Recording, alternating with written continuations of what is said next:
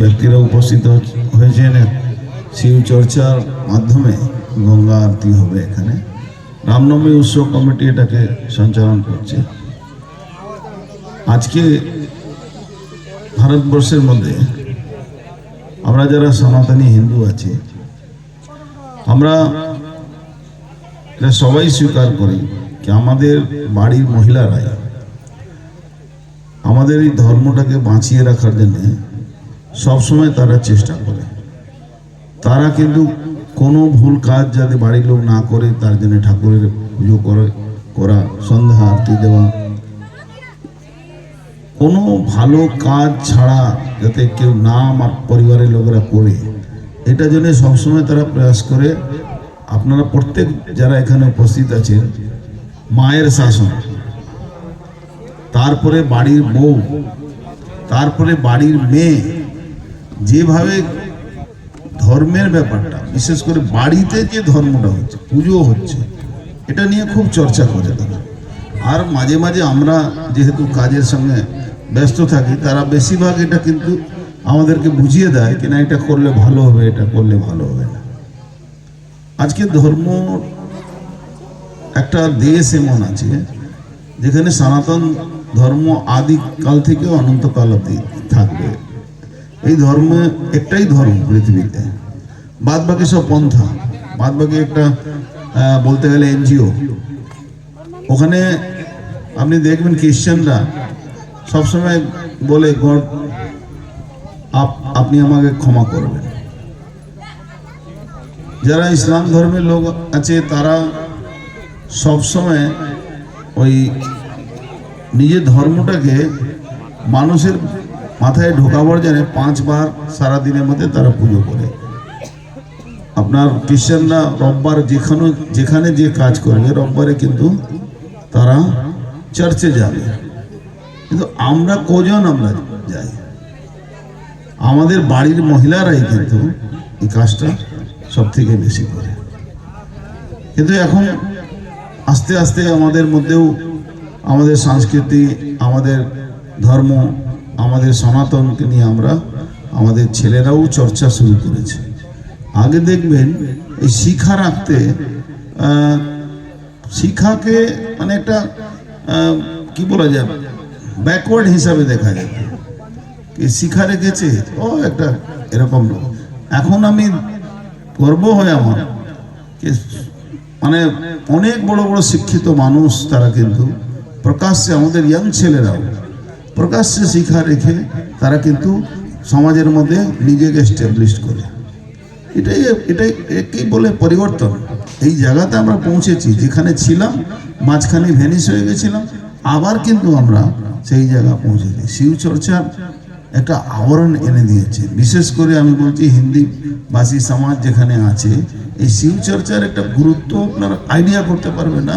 আমাদের ঘরে মেয়েরা, বউরা যেভাবে শিবচর্চার সঙ্গে যুক্ত থাকছে, মা শীতলা মা পূজা যখন হয় তখন তারা পুজোর সঙ্গে যুক্ত থাকে। অদ্ভুত একটা নিজেদের মধ্যে তাদের একটা কানেকশন, ধর্মের প্রতি ধারণা খুব স্ট্রংলি তারা মেনটেন করছে। আমাদের সমাজের সমস্যাটা কি আছে? আমাদের সমস্যাটা আছে কি আমাদের যারা শত্রু, আমাদের ধর্মে যারা শত্রু, তারা সবসময় আমাদেরকে জাতের মধ্যে ভাগ করার চেষ্টা করে। এটা হলো হায়ার কাস্ট, এটা হলো লোয়ার কাস্ট, এটা হলো অতি দলিত, দলিত, এইসব বলে বলে আমাদের সমাজটাকে বিভক্ত করার চেষ্টা করছে। অনেকটা চেঞ্জ হয়েছে। যেখানে এইগুলো কথা করে কিছু লোক লাভ পেতেন, আপনি দেখুন আজকে এটা সারা ভারতবর্ষে একটু দল, আজকে একটা যাকে আমরা সকল কংগ্রেস বলতাম, সেই দলটা বিলুপ্ত প্রাণীর মতন হয়ে গেছে। কেন? তারা শুধু ওই জাতি নিয়ে রাজনীতি করেছে। এই আমার ভোট ব্যাংক, কেউ অমুক আমার ভোট ব্যাংক। সবসময় আমরা দেখতাম ছোটবেলা কি যারা হরিজন দলিত ছিলেন তারা কিন্তু কংগ্রেসকে ভোট দিতেন। কিন্তু আস্তে আস্তে তারাও বুঝতে পারলেন তারা দে আর ইউজড, ওদেরকে ইউজ করা হয়। আজকে মুসলিমদেরকে ইউজ করা হচ্ছে, মুসলিমদের কোনো উত্থান হচ্ছে না, মুসলিমদেরকে সেই ড্রাগস বিক্রি করার জন্য শেখানো হয়। মুসলিমদেরকে আমাদের ধর্মে এখানে যারাই আছেন প্রত্যেকটা মানুষ নিজের ছেলেকে বলেন ভালো কাজ করো। এখানে যারা বসে আছেন তারা প্রত্যেকটা লোক নিজের পরিবারের ছেলেকে বলেন আপনাকে তোমার এই কাজ করা যাবে না, এই কাজ ঠিক না, তোমাকে এই কাজ করা উচিত না।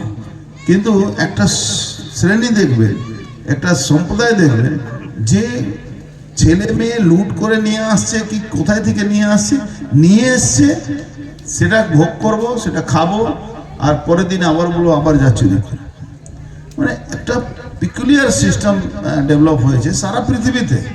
সারা পৃথিবীতে আমি সব কিছু, আমি ভালো, বাদ বাকি সব খারাপ, আমি সব কিছু করবো, অন্য লোক সব কিছু খারাপ আছে, আমার ধর্মটা সব থেকে ভালো, বাদ বাকি সব ধর্ম খারাপ আছে। এইটা যে ধারণা, এই করতে করতে লাস্টে নিজের ধর্মটা থেকে লোক চলে আসছে। ইরানে শুনেছেন তো, ইরানে কয়েক কোটি মানুষ সেই ধর্মটা ত্যাগ করেছে। এরকম পৃথিবীতে বহু, ইন্দোনেশিয়াতে, মানে ওখানকার একটা সময় ইন্দোনেশিয়া একদম হিন্দুদের বাহুল্য এলাকা ছিল।